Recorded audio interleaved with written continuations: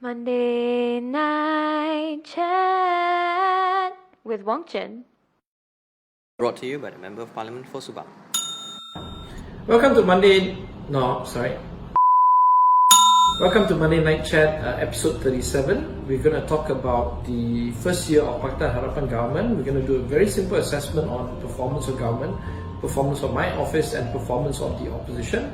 After that, we'll do the Q&A in 120 seconds. A lot of hot topics apparently.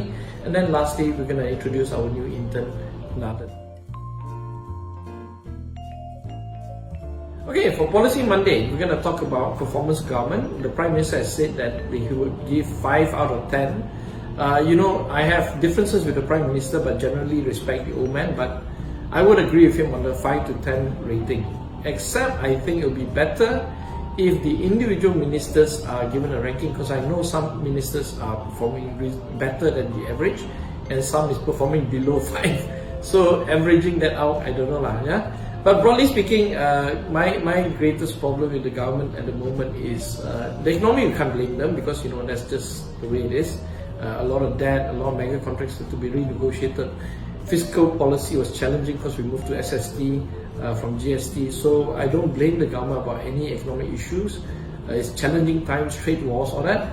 But I do feel that the government has let us down a bit on not able to reform legislative reform. Let's pass laws on institutional reforms within that 1 year. So we will continue to push for that. The good news, and you can read this in my South China Morning Post opinion, the good news is I think crony capitalism is taking a back seat, is retreating.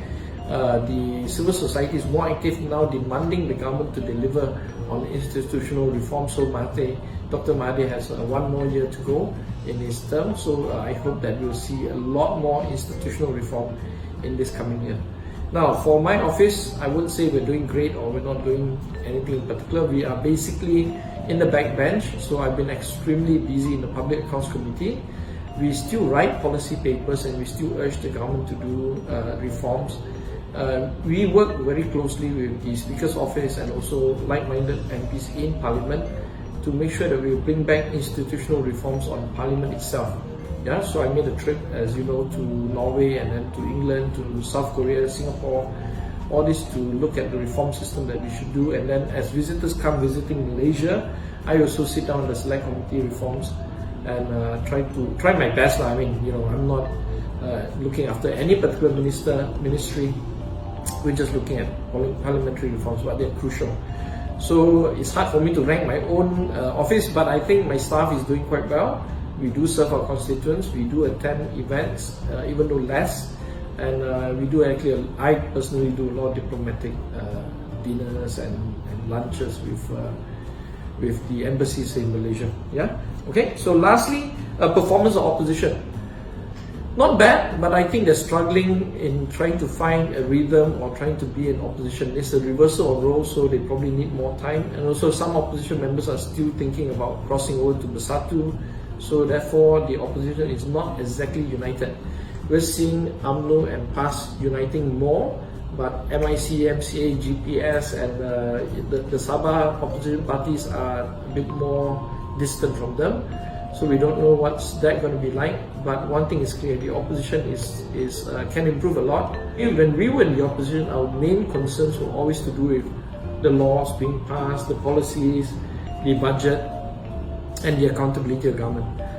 Some MPs from the opposition are doing quite a good job on accountability. People like Wee Ka Siong, Pendang MP, Cik Abdullah, Khairi has done quite well. Even Ahmad Mazlan, surprising, but it's true. And Ismail Sabri, the opposition leader, is actually quite good. So we're seeing some activities on their side, but there are 2 things that we have to do moving forward. One, we have to form more select committees and bring in the opposition into the select committee so that they become more active on checking the powers of government. Second is we've got to give them the same resources that I receive. In the old government, they used to bully us. Now we're bullying them. So that culture of has to stop. We have to do the institutional reform. We have to respect the opposition, even though they are the opposition. We have to give them the same platform as us.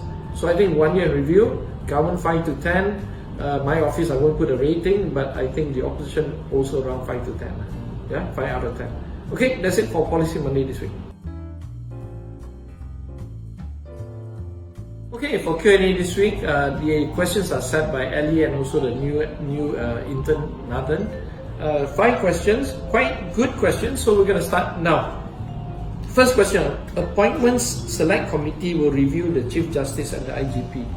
I don't think they can really do much, but this is a good thing, right? Because this is part of our manifesto, and the Select Committee on Appointments headed by William Leong, YB William Leong, should ask basic questions like, IGP, show us your money, how much money you have, what kind of asset you got, Chief Justice, what's your asset, what's your experience, so on and so forth. I think that vetting process is important for the new Malaysia. Yeah, number 2. Tinted car windows. Okay, multiple opinions on this matter. The police not happy. The minister, I think, is trying to raise some money and at the same time provide some sun protection, I suppose. And with global warming and all this, I support this, but it has to be more transparent. Yeah, ironically, that's a pun there. Okay, number 3, Johor family to run in GE50. Johor royal family, sorry. Yeah, so I mean it's up to them, but we have to look at the consideration regarding whether royalty can take part in politics or not. So that would be a question for academics to consider and look at it carefully. Yeah. Number 4, Linus. Western Australia say they will not take back the race, contaminated race, obviously, right? Then why did Linus agree to ship it back to Australia, knowing very well they can't move it back to the Australian government?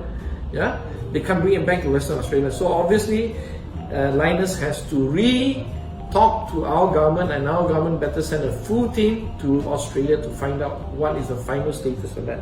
Number 5, 1MDB money, 1.5 billion has returned back to Malaysia, 1.5 billion ringgit that is.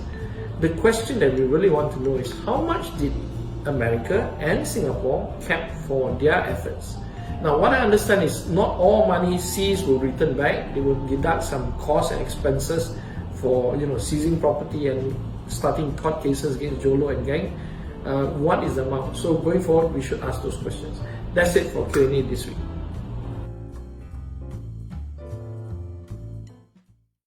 Hello people, yes, hi, my name is Nathan, and yes, I'm the new intern that joined YB Wong Chen's office. Well, so far it has been my first week here. I'm yet to learn a lot of things because this is my first time interning at any Member of Parliament's office, so a lot of things are still very new to me and I'm still a bit slow to pick things up, but I hope in the coming week I will be able to get myself well versed with the things around in the office. So what I aspire to learn from YB Wong Chen's office is probably to know more about policy making, as members of the parliament are policy makers, they're legislators. So I would like to learn more about that because since young, growing up, you see a lot of new laws coming in, you see a lot of new policies coming in, and being very discontented with some policies that were brought in parliament. So I want to know how to make changes and how to, as a person, as someone, as a young Malaysian like me, as a youth, I'd like to know how can I get myself involved directly or either indirectly to be able to learn on policy making and whatnot. So hoping for the best.